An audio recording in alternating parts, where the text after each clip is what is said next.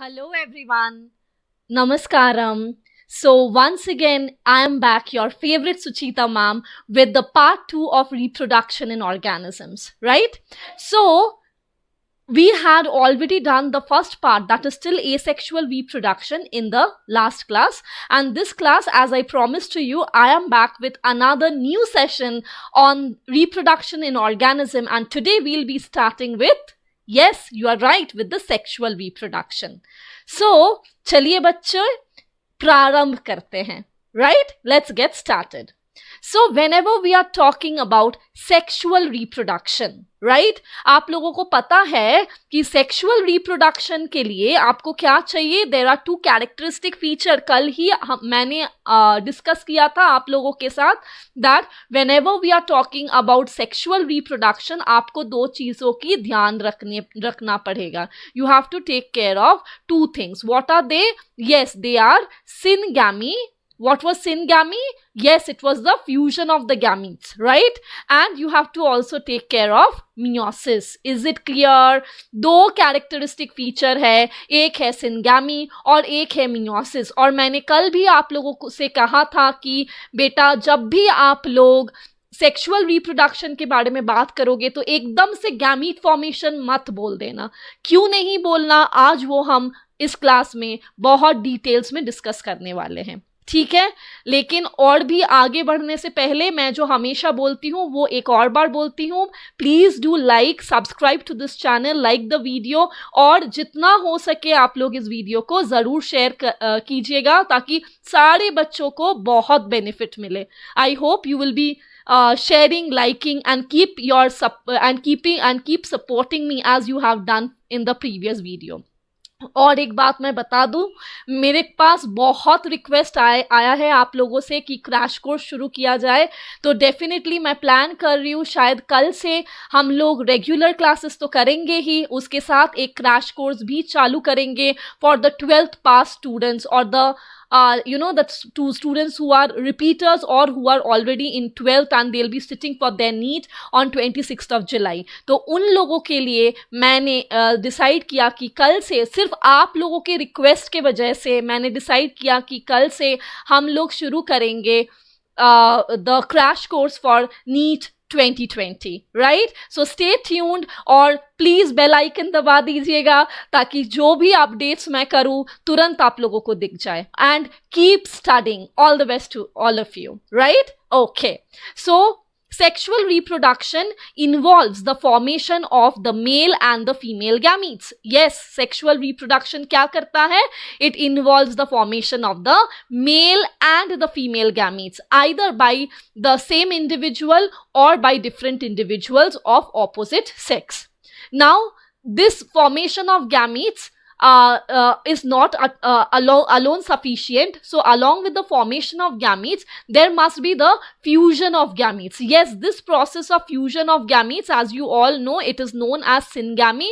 Also, it is called fertilization. And whenever the gametes fuse, it leads to the formation of a zygote. Now, I have two very important points to tell you. I hope you all are ready with your pen and paper. सिर्फ class सुनने से कुछ नहीं होगा. जैसे मैं हमेशा बोलती हूँ, आज फिर से बोल रही हूँ, आप लोगों को लिखना पड़ेगा. जो भी हम लोग डिस्कस कर रहे हैं वो सारा चीज आप लिखते जाइए, आपका नोट्स प्रिपेयर होता रहेगा. तो आपको नीट से पहले बिल्कुल पैनिक करने की जरूरत नहीं पड़ेगी. Is it clear? तो आप लोग एक चीज लिख लो, बहुत ज्यादा इंपॉर्टेंट है. जब भी मैं ये वर्ड बोलती हूँ गैमीट, आप लोगों के दिमाग में एक चीज आ जाना चाहिए, that gametes are always haploid. समझ में आ गया? गैमीट्स क्या है? Gametes are always diploid. No, they are haploid. Is it clear? Haploid मतलब हम लोग कैसे रिप्रेजेंट करते हैं हैप्लॉइड को? Yes, by the word N, small N. अच्छा, हैप्लॉइड का मतलब क्या है? हैप्लॉइड चलो बोल तो रहे हैं, मुझे पता है बहुत सारे स्टूडेंट्स को हैप्लॉइड और डिप्लॉइड में आज भी कंफ्यूजन है. देखो, हैप्लॉइड मतलब कि when there is the presence of single set of chromosome, when there is presence of single set of chromosome. Chromosome को हम सी इन अ सर्कल लिखेंगे। आगे से जब भी क्रोमोसोम ये वर्ड का इस्तेमाल करूंगी मैं सी इनसाइड अ सर्कल इसी से रिप्रेजेंट करूंगी, ठीक है। तो जब भी कोई ऑर्गेनिज्म के पास सिर्फ एक सेट ऑफ क्रोमोसोम होता है उसको हम बोलेंगे हैप्लॉइड। और ये चीज याद रखना कि एज जाइगोट इज फॉर्म्ड और it is a product of fusion of the gametes, दो गैमीट है, एक एन है और एक दूसरा गैमीट है एन, राइट। इन दोनों के फ्यूजन से क्या बनेगा, इन दोनों के फ्यूजन से बेटा बनेगा जाइगोट। और जाइगोट क्या है, जाइगोट एक डिप्लॉइड सेल है। ऑलवेज रिमेंबर, जब भी मैं जाइगोट की बात करूं, जाइगोट कभी भी हैप्लॉइड नहीं हो सकता, जाइगोट हमेशा क्या होगा, डिप्लॉइड होगा। समझ में आ गया। अच्छा, डिप्लॉइड का क्या मतलब है, what do you mean by diploid, क्या मतलब है डिप्लॉइड का? डिप्लॉइड का मतलब है presence of two sets of chromosome, presence of two sets of chromosome. फिर से मैं सी इन अ सर्कल लिख रही हूं, ठीक है।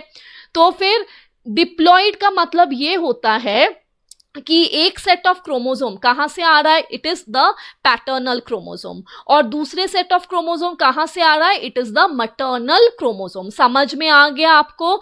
जब आप क्या हो, आप एक डिप्लॉइड ऑर्गेनिज्म हो, मतलब आपके पास, हम लोग क्या बोलते हैं, हमारे पास 23 पेयर्स ऑफ क्रोमोसोम है। 23 पेयर्स से हम लोग क्या इंडिकेट करते हैं कि हमारे पास क्रोमोसोम नंबर 1 भी 2 है, क्रोमोसोम नंबर 2 भी 2 है, क्रोमोसोम नंबर 3 भी 2 है, अप टू क्रोमोसोम नंबर 23 हमारे पास 2-2 करके और या फिर पेयर्स में क्रोमोसोम्स प्रेजेंट है।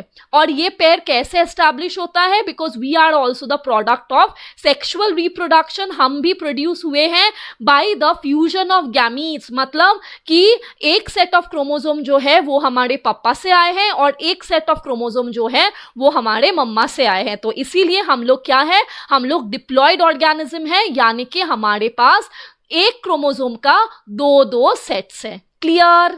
Okay, that's great. So now let's move forward. अब यहां पे देखिए, जो मैंने डिस्कस कर लिया ऑलरेडी, तो यहां पे this is the female. Female क्या कर रहा है, this is 2n, correct. Female diploid है। ये इन्होंने क्या प्रोड्यूस किया, बाय गैमीटोजेनेसिस। गैमीटोजेनेसिस क्या है, it is the process of formation of gametes. Please घबराइए मत, हम लोग ये सारा चीज डिस्कस करेंगे। अभी बस मैं टर्म इंट्रोड्यूस कर रही हूं, अभी मैं धीरे धीरे टर्म्स इंट्रोड्यूस कर रही हूं, लेकिन एक्सप्लेनेशन तो बेटा अभी बाकी है।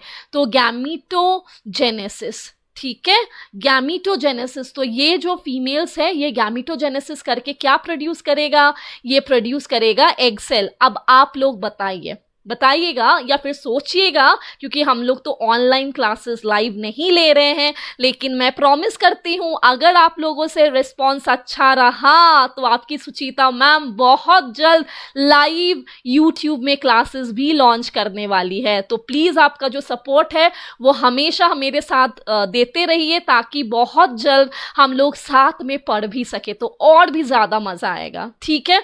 और जैसे एक और बार बोल रही हूँ, please do like, subscribe and click the bell icon so that you get all the notifications as soon as I upload anything in YouTube, right? तो गैमीटोजेनेसिस से क्या फॉर्म हो गया, there is the formation of the egg cell, right?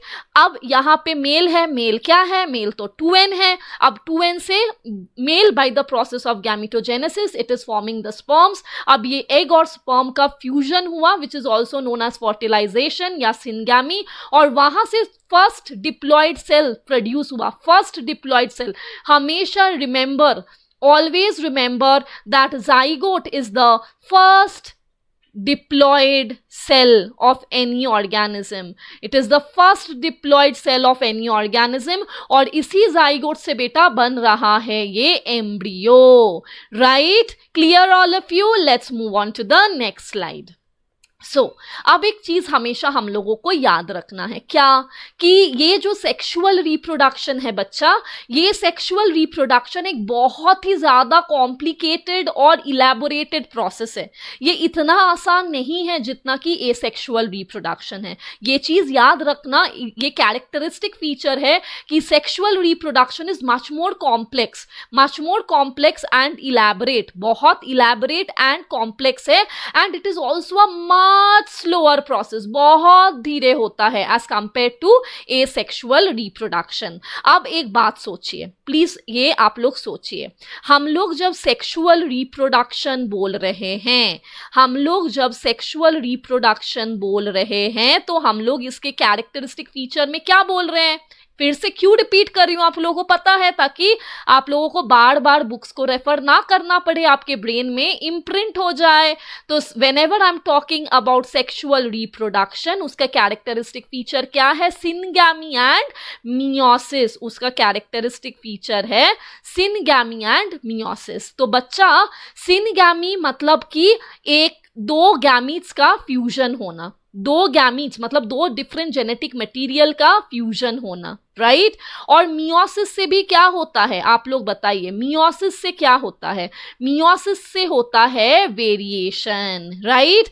Meiosis से होता है variation. आप लोगों को अगर याद है कि मियोसिस में होता है क्रॉसिंग ओवर, मियोसिस में क्या होता है क्रॉसिंग ओवर। कौन से स्टेज में होता है? पैकाइटिन स्टेज में, राइट? यस। तो क्या होता है? मियोसिस में होता है क्रॉसिंग ओवर होता है पैकाइटिन स्टेज में, जिसके वजह से वेरिएशन होता है। तो sexual reproduction will definitely not give rise to clones, बिल्कुल क्लोन प्रोडक्शन नहीं होगा। क्लोन याद है, लास्ट लेक्चर में हम लोगों ने डिस्कस किया था। लास्ट लेक्चर नहीं पढ़े हो तो please do go back to the last lecture. मैं लिंक उस लेक्चर का डिस्क्रिप्शन बॉक्स में शेयर कर दी हूं, ठीक है? Do watch the last episode and then you can again come up and catch up with this episode, right? जो मैं कही थी आप लोगों से कि एसेक्सुअल रिप्रोडक्शन में क्लोन्स का प्रोडक्शन होता है, जो कि एक जेनेटिकली और मॉर्फोलॉजिकली सिमिलर ऑर्गेनिज्म का प्रोडक्शन को कहा जाता है। लेकिन इन सेक्सुअल रिप्रोडक्शन बेटा, क्योंकि यहाँ पे वेरिएशन होता है, तो इसके वजह से आपको याद रखना है, इसके वजह से इट इज नॉट पॉसिबल, ये पॉसिबल ही नहीं है कि यहाँ पे क्लोन्स का प्रोडक्शन हो पाए, right? Let's move forward now. Let us come to the stages of growth and maturity. Okay? तो अब एक चीज याद रख लो, एक चीज यहां पे याद रख लो। There are 3 stages of growth and maturity. 3 stages होता है। The first stage is juvenile stage. The first stage is juvenile stage, followed by the reproductive stage, followed by the senescence stage, followed by the senescence stage. समझ में आ गया? 3 stages है in the growth and maturity. एक पहला stage है juvenile stage, followed by reproductive stage, followed by senescence stage. तो juvenile stage जो है, this is from the period in during which the organism is born till it attains sexual maturity. It is the period between birth till the time the organism attains sexual maturity.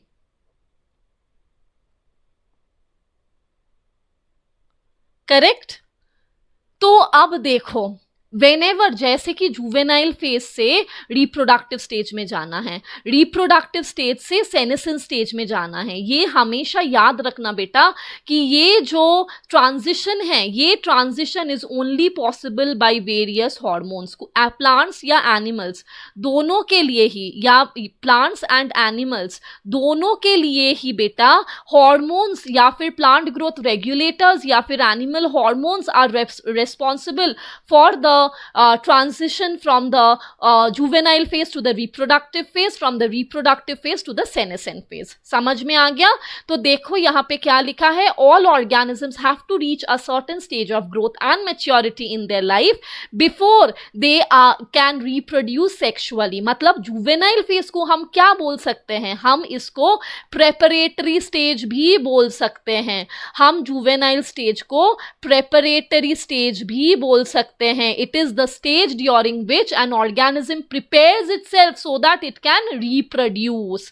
तो यहाँ पे क्योंकि कोई reproduction नहीं होता है तो इस फेज को हम बोलते हैं वेजिटेटिव फेज. इस फेज को हम क्या बोलेंगे? Vegetative phase. एंड ये जो फेज है it is of variable duration in different organism. अलग अलग ऑर्गेनिजम्स में इसका जो ड्यूरेशन है, जुवेनाइल फेज का जो ड्यूरेशन है वो अलग होता है.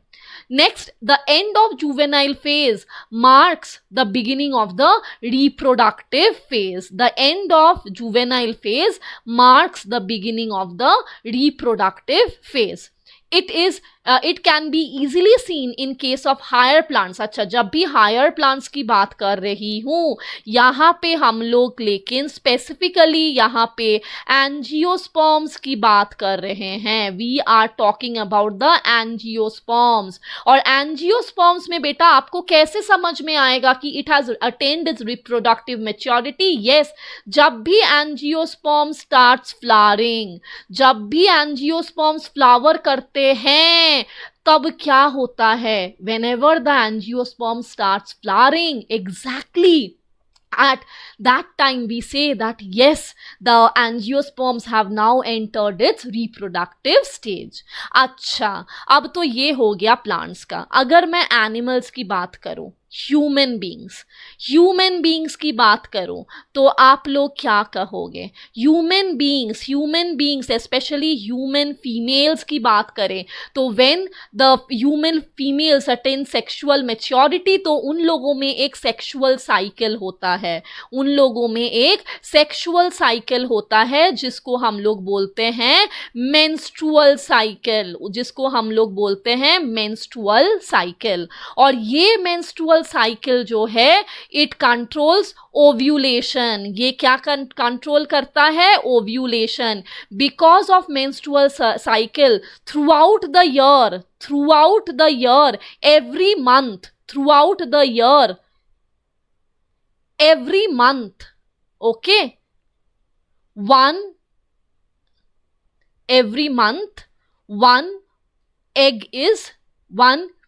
एग या फिर ओवम is produced. याद रहेगा बेटा आप लोगों को, हर महीने मेंस्ट्रुअल साइकिल के चलते हर महीने एक ओव्यूलेशन होता है या फिर there is the formation of one ovum और egg each month till the time the female becomes pregnant. अगर फीमेल प्रेग्नेंट हो गया तब उनका जो मेंस्ट्रुअल साइकिल है वो स्टॉप हो जाता है. लेकिन till the time a woman gets pregnant and she has attained her sexual maturity, हर महीने उनमें मेंस्ट्रुअल साइकिल देखा जाता है. Okay, let's move on. तो हायर प्लांट्स में कैसे समझ में आता है? Bye flowering. ह्यूमन फीमेल्स में कैसे समझ में आता है? By menstruation. Correct. Let's move on. तो अब हम लोग पहले प्लांट्स की बात कर लेते हैं.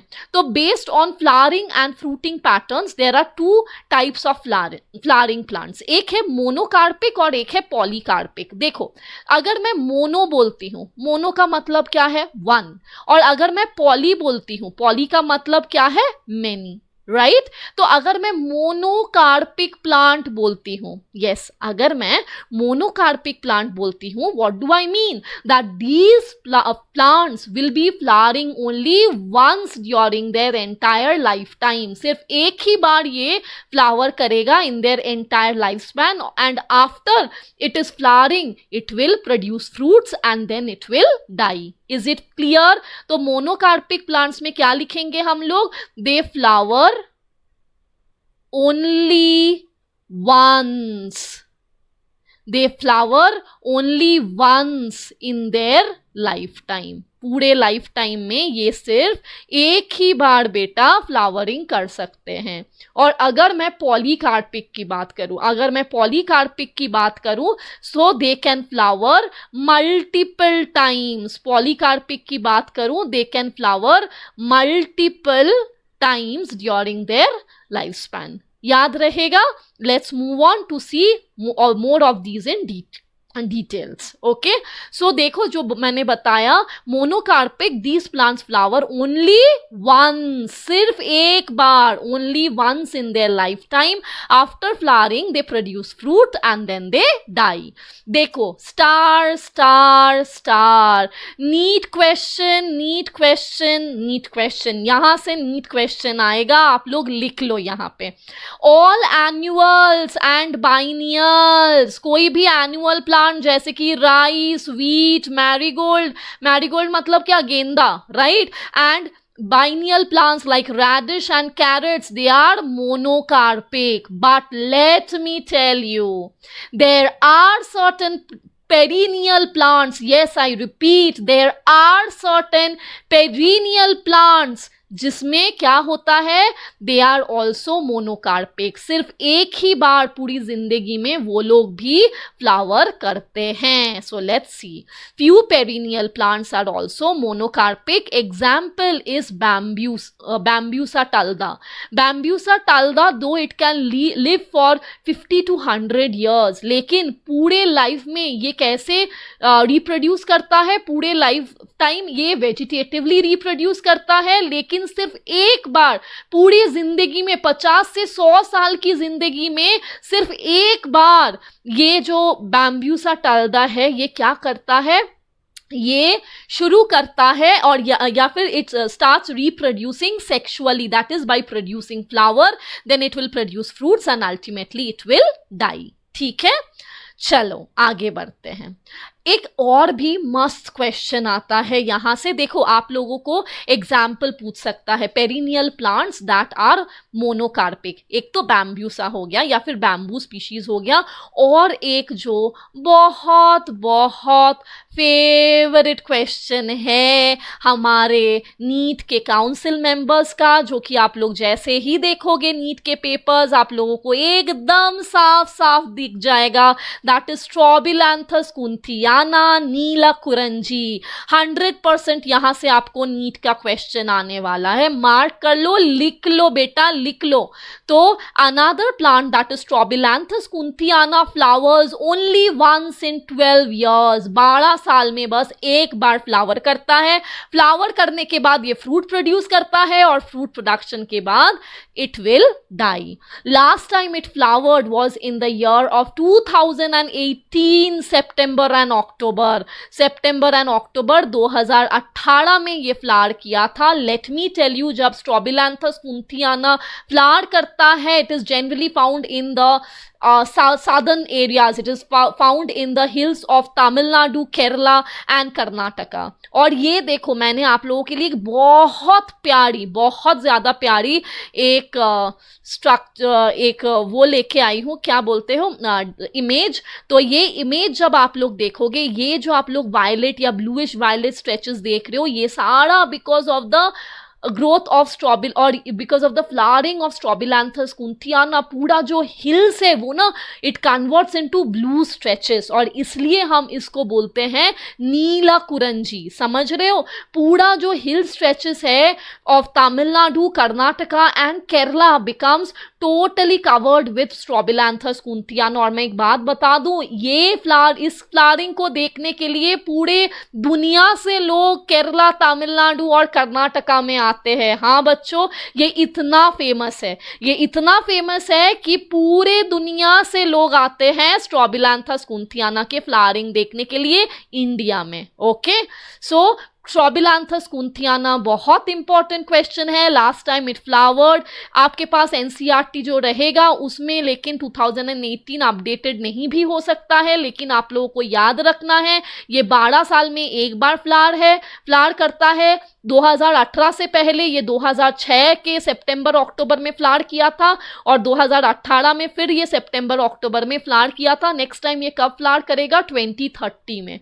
2030 में ये नेक्स्ट टाइम फ्लावर करेगा. ठीक है, चलिए फिर आगे बढ़ते हैं. ओके, अब आते हैं पॉलीकार्पिक प्लांट्स की तरफ. सो पॉलीकार्पिक प्लांट्स क्या है, they are perennial and they will flower multiple times after they attain their maturity.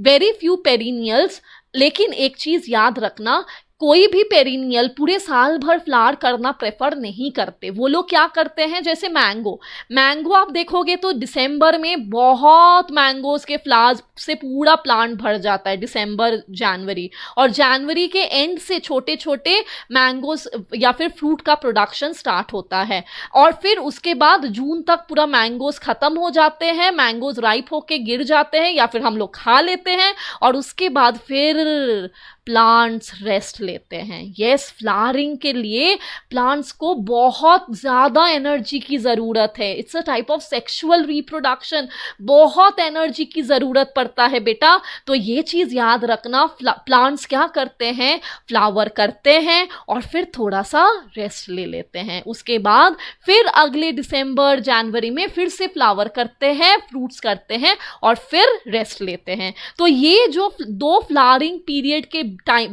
Between एक गैप है, इस गैप को हम बोलते हैं इंटर फ्लावरिंग। क्या बोलते हैं? The gap that is there between two flowering seasons, it is known as inter flowering. और इस इंटर फ्लावरिंग में बेटा the plant prepares itself for next flowering. तो अगर मैं आपसे एक सवाल पूछूं, है ना, एक सवाल पूछ ही लेती हूँ, थोड़ा सा सोचिएगा, सोचिए अच्छे से। ये जो इंटर फ्लावरिंग है तो ये क्या है? Is it a part of the juvenile phase or is it a part of the reproductive phase? सोचिएगा और मैं ये डाउट क्लियर कर दूंगी नेक्स्ट स्लाइड में। तो इतना क्लियर है। तो जनरली क्या होता है, पेरिनियल प्लांट जब फ्लावर करते हैं, दो फ्लावरिंग पीरियड्स के बीच में गैप रहता है और उस गैप को हम बोलेंगे इंटर फ्लावरिंग। लेकिन बहुत कम पेरिनियल्स ऐसे हैं जो पूरे साल भर फ्लावर करते हैं, उसमें इंटर फ्लावरिंग पीरियड नहीं होता है। And such an example is सबसे common flower which is China rose. China rose आप लोग देखना, साल भर हम लोग पूजा में यूज करते हैं। साल भर आपके घर में अगर एक चाइना रोज का पेड़ है तो आप लोगों को बहुत अच्छे से पता है कि पूरे साल भर वो पक्के से एक एक फ्लावर देता है। Correct? Okay, so let's move forward. The period between two flowering phases, it is known as interflowering. हम लोग ऑलरेडी डिस्कस कर चुके हैं। Interflowering is used to build up resource and it is known as the recovery phase। और जैसे कि मैंने आपसे पूछा था कि interflowering period क्या है, is it a part of the juvenile phase या is it a part of the reproductive phase? एक चीज याद रखना, that it is a part of the reproductive phase, क्योंकि एक बार कोई plant या animal if it is entering the reproductive phase, generally it cannot revert back to the juvenile phase। जैसे कि आप लोग जब menstruation शुरू करते हैं, राइट, ह्यूमन फीमेल्स जब menstruation शुरू करते हैं तो फिर दो मेंस्ट्रुएशन के बीच में गैप रहता है ना।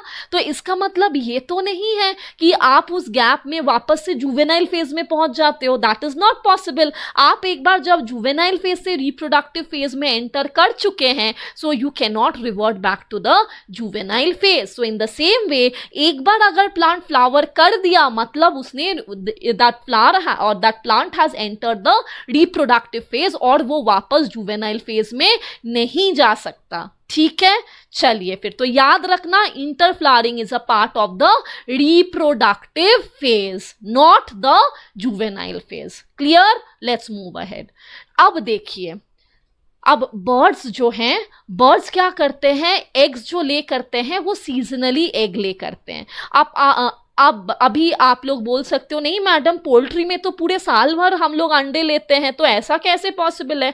लेकिन बेटा, वो जो बर्ड्स हम लोग कैप्टिविटी में रखते हैं वो हम लोग फोर्सफुली उन लोगों से मतलब उन लोगों को एग्स ले करने के लिए फोर्स करते हैं। ठीक है, ये याद रखना, ये लाइन बहुत इंपॉर्टेंट है। Laying egg is not related to reproduction in animals for animals in captivity, but it is the commercial exploitation of human welfare. हाँ बेटा, ह्यूमन बीइंग्स बहुत सेल्फिश है, लेकिन ये बात तो है कि जो लोग वेजिटेरियन हैं बहुत अच्छी बात है, लेकिन हम लोग जो लोग नॉन वेजिटेरियन हैं, हम लोगों को तो एग या कुछ ना कुछ चाहिए ही। But this is actually the exploitation of the animals का एक्सप्लॉयटेशन हो रहा है यहाँ पे। ठीक है, सो लेट्स मूव फॉरवर्ड।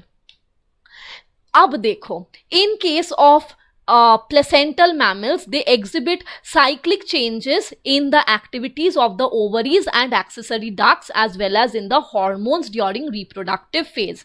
एक चीज याद रखना कि जब भी कोई ह्यूमन प्लेसेंटल मैमल की बात कर रहे हैं हम, तो वो जो प्लेसेंटल मैमल है वो कंटिन्यूअस चेंजेस शो करता है in their ovaries and accessory ducts and in hormones. अब हम लोग जब मेंस्ट्रुएशन पढ़ेंगे तो हम लोग देखेंगे कि कितने सारे luteinizing hormone, follicle stimulating hormone, कितने सारे प्रोजेस्टेरॉन, ईस्ट्रोजन, हम लोग देखेंगे कितने सारे hormones are involved when the female gets into her reproductive maturity. सिर्फ फीमेल्स नहीं, मेल्स के केस में भी सेम होता है. लेकिन अगर हम नॉन प्राइमेट्स की बात करें, जैसे कि काऊ हो गया, शीप हो गया, रैट्स हो गया, है ना, इनमें there is a cyclic change during reproduction. जब भी ये लोग रिप्रोडक्शन करते हैं तो इनमें कुछ साइक्लिक चेंजेस होते हैं और इन साइक्लिक चेंजेस को हम लोग बोलते हैं ईस्ट्रस साइकिल. याद रखना, नॉन प्राइमेट्स में बेटा होता है ईस्ट्रस साइकिल, वेरस प्राइमेट्स में होता है मेंस्ट्रुअल साइकिल. प्राइमेट्स जैसे कि ह्यूमन बीइंग्स, जैसे कि मंकीज, जैसे कि एप्स, इनमें होता है मेंस्ट्रुअल साइकिल. राइट? तो menstrual cycle is the sexual cycle in case of the primates, whereas the cyclical changes that takes place during reproduction in case of non-primates, it is known as the estrus cycle. Let's move ahead. अब एक चीज देखो, ये जो mammals है जो कि nature में लिव करते हैं, okay, who are living in the nature और in the wild, exhibit these cycles only during favourable seasons.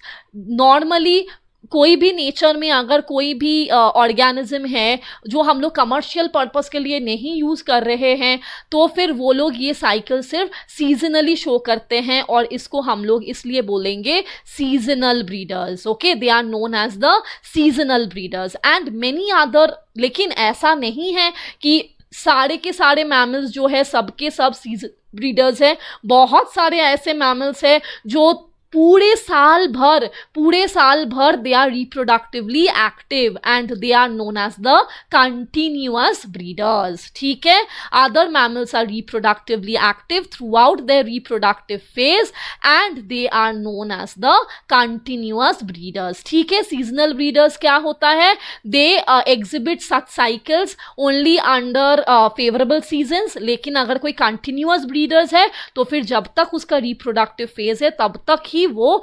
Continuously active रह सकता है. ओके, अब देखो, the end of the reproductive phase is considered as one of the parameters of senescence या old age. एक बार reproduction हो गया, रिप्रोडक्टिव फेज ओवर हो गया, फिर उसके बाद हम लोग कहाँ जाते हैं, उसके बाद हम लोग जाएंगे सेनेसेंट फेज में. सेनेसेंट फेज में हर चीज़ का डिक्लाइन होता है, रेट ऑफ मेटाबॉलिक एक्टिविटी कम हो जाता है, बॉडी में जो वेस्ट होता है उसका एक्यूमुलेशन बढ़ जाता है. इसकी वजह से हमें क्या होता है, इसलिए हमें एजिंग होता है. और एजिंग होने के बाद with time ultimately all organisms must die. Exception याद है आप लोगों को exception? Yes, you are right, unicellular organisms जो कि इमॉर्टल है. ठीक है, so old age ultimately leads to death. और जो कि मैंने पहले भी कह दिया था, in case of plants as well as animals, जब भी आप एक फेज ऑफ लाइफ से दूसरे फेज ऑफ लाइफ में जा रहे हैं तब बेटा आप लोगों को क्या करना है, तब आप लोगों को यूज करना है hormones. Right? So in both plants as well as animals, hormones are responsible for transition between the 3 phases. तो आज के लिए बच्चे इतना ही आप लोगों के लिए है. कम पढ़ाई हूँ, अच्छे से पढ़ाई कर लेना, एनसीईआरटी रेफ़र कर लेना. जैसे कि मैं बोलती हूँ, इतना अच्छे से पढ़ना कि रात के 2 बजे अगर मैं आपसे पूछूँ तो आप लोग एनसीईआरटी पक्के से लाइन वाइज बता पाओ मुझे. ठीक है, तो आज के लिए बस इतना ही. और always like, share and subscribe and click on the bell icon so that you get the notification as soon as I publish another video. Thank you so much. Have a very good night. Thank you.